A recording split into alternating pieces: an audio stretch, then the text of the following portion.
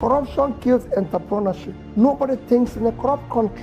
Why will anybody want to be a PhD holder? Your salary is 150,000 naira. The years in which you leave secondary school and spend the additional 10 years in getting PhD is enough for you to become a senior thug in the system, hijacked by criminals for 4 years. Without spending your money, you earn 20 million as a professor. 1 month's salary of National Assembly member is 21 million. Why do you want to be a professor? There's no rich man in a poor country. You're just deceiving yourself. Nigerians are poor. All of us here, especially those who are stealing public money, are inviting costs on their life. Subsidy, gone. Electricity subsidy, gone. Soon they will remove subsidy on air. If they have a chance, they will charge us for air. What would you have done differently? Because I remember you did say that from day one, you say subsidy is gone. What would you have done differently? I didn't say from day one. I said I would remove subsidy. You remove it. Okay. You know, I didn't say from day one, and I wouldn't have done it from day just ordinary announcement. Okay. I said, go and read my manifesto.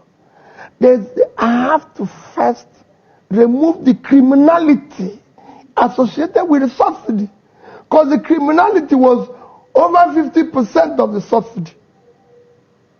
And then after removing it, we would have been able to present a detailed cost to Nigeria and replacing it with an alternative. What happens here is that people are ready to sacrifice.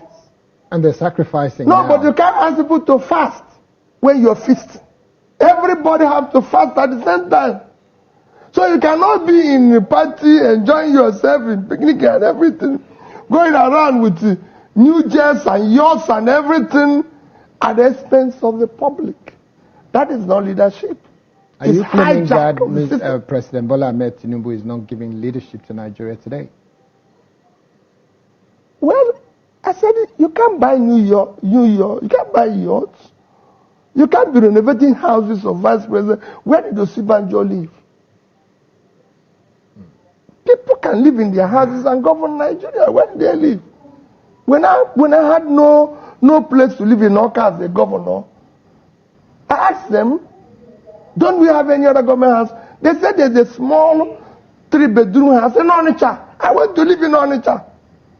I was living in Onitsha for the 1 year. Ask anybody in Anambra State. I lived in Onitsha. Onitsha is 30 minutes until we're able to build a new, and where we built and maintain it, when I was governor, throughout the year I was governor, I lived in a 3-bedroom house. Because Downing Street, where the British Prime Minister lives, is 4 rooms. 4 rooms. For an economy that is 10 times our economy. More than. Per capita in the UK is about $40,000. Per capita in Nigeria is not up to 5% of that. So if I were to put you on the top of a roof to say, scream to Mr. President Bola Ahmed Tinubu, what would you be saying to him about the idea of Nigerians saying the presidency is living large? What would you be saying to him? Please, cut the cost drastically. There's too much waste. Why would we have Asara Clinic being built for 22 billion naira when your national clinic, your #1 hospital, have less than 2 billion? It takes from Asarok to national clinic can be more than 5 kilometers. So why the clinic? When Trump had problem, they didn't take him to White House clinic. They took him to the military hospital where every other person, when Boris Johnson had COVID, they took him to hospital. Me and you can go. It's hospital. Why are we always doing what is wrong? Okay. It's just hospital. And he has ambulance all over the place. Even when he's moving, Couldn't governors, they move with ambulance.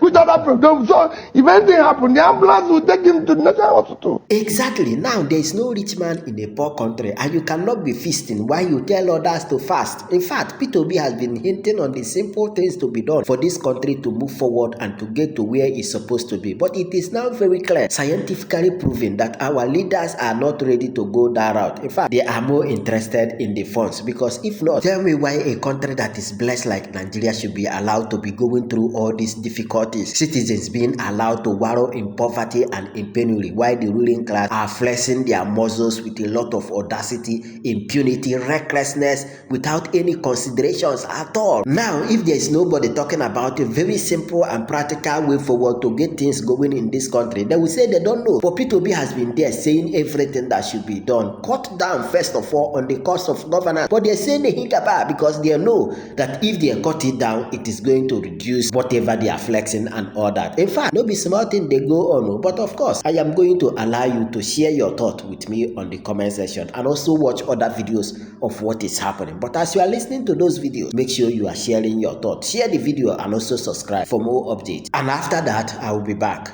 Let's go there. Convicted criminals and other ex-convicts for Nigeria, now on a turn to reap the dividends of democracy. These dividends under this administration, if they go round, it can reach you at any time. Just wait for your turn. So my country people, President Tinubu, in exercising his presidential powers to grant pardon to any convicted criminal or offender, don't grant presidential pardon to about 170-something convicted criminals and other ex-convicts. According to data where they are available, drug-related offenses make up about 40% of the total people where they release. Illegal mining about 30%. Violent crimes and other capital offenses about 25%, including homicide, kidnapping, firearms possession, and many other offenses or crimes where they listed, where they don't free among these people. According to Ogabayo Ononuga, one of President Tinubu's spokesperson, he said the president released these people based on information available to him. Say some of them don't prove, say they don't repent, they don't show remorse. Some don't go school, National Open University while they did prison, they don't acquire other skills. Some due to old age. Now the president can decide, say, yes, these particular people, they deserve in pardon. Some of the people were there amongst them. Now this lady, Mariam Sanda, who was convicted of killing her husband, former PDP national chairman's son. Also, Honorable Farouk, one politician who was convicted, you remember.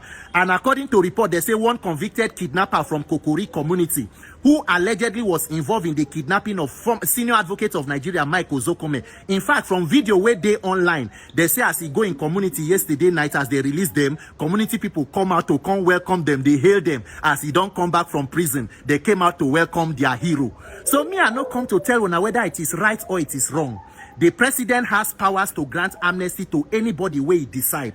And since President Tinubu don't look around, he decides, say, these particular people, they deserve in pardon. The reason why he released them is best known to him. So some criminals are good enough to be released, while some offenders should die in jail. Now so we dey run them for Nigeria. As it is today now, the people where me are the pity now, people like them Lawrence Anini, them Oyenusi, where they no get patience, they go quick die. Because Shebif to say they get patience, wait small. Turn by turn, if I reach them, therefore pardon them. Therefore even go get degree or go to law school, they call them to bar. They can become judges to begin to free other offenders. Because now so Nigeria be, it's like Z-word. It's extraordinary every day. It is a criminality and corruption Armageddon. The more you look, the less you see. So congratulations, sir. Congratulations, Your Excellency. These actions they take, it is an inspiration to future criminals. You inspire them to ensure that in Nigeria, if you are criminal-minded enough, you are likely to get a pardon. So we have a society where innocent citizens are the ones afraid for their lives, while convicted criminals are holding either peace deal in Katsina or they are being freed by the president and commander-in-chief. God bless you, Nigeria. 2027, Nigeria, oh yeah, Nigeria, oh yeah. The more we look, the less we go to see. On this mandate, una go collapse. Funny things about my Nigerian leaders is the fact that I think those in power always seems to know the problem after they have left power. Yes, I think it has been observed to be so. Those in power always seem to realize what the problem is when they are left. Whereas when they were there, it's either they did not know or they ignore it. When I heard Jonathan speak on election matters, I was like, wow, this man knows this. But in any case, before I even continue, let me show you a short clip of Goodluck Jonathan on election matters. The problem in Africa is our electoral system.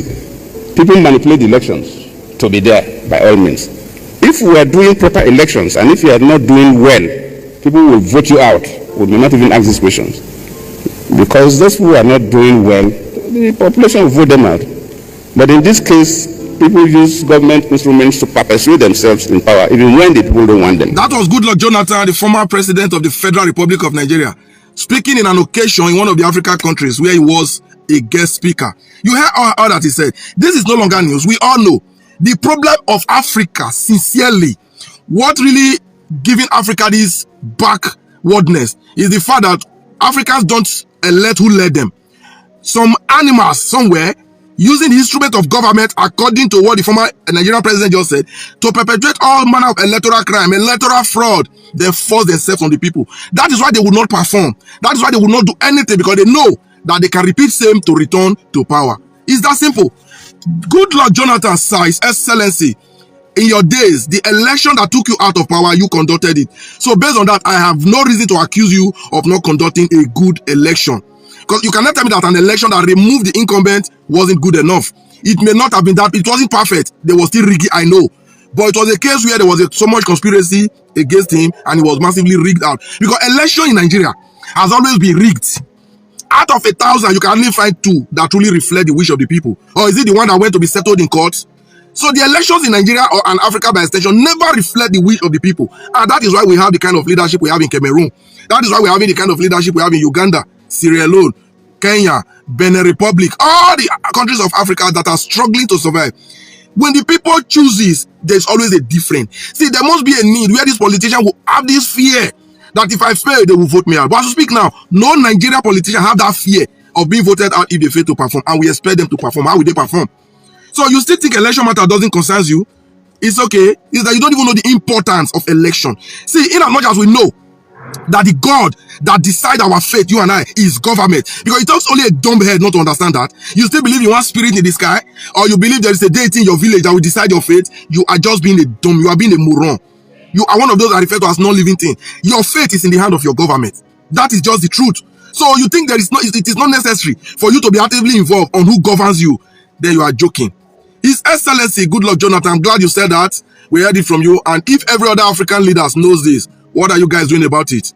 As an elder statesman that you are now, what are you guys doing about Africa having a good election? It is certainly not enough to just stand and talk about it and get all the applause. What are you guys doing about it? And you as a fellow citizen, how ready are you to change the state of things in your country and the continent at large? Nigeria, Africa must have a good election. You get the point now. Share your thought with me on the comment section. And of course, you know the vibe. Click on that subscribe button, follow, and share for more updates. Because like this, we move.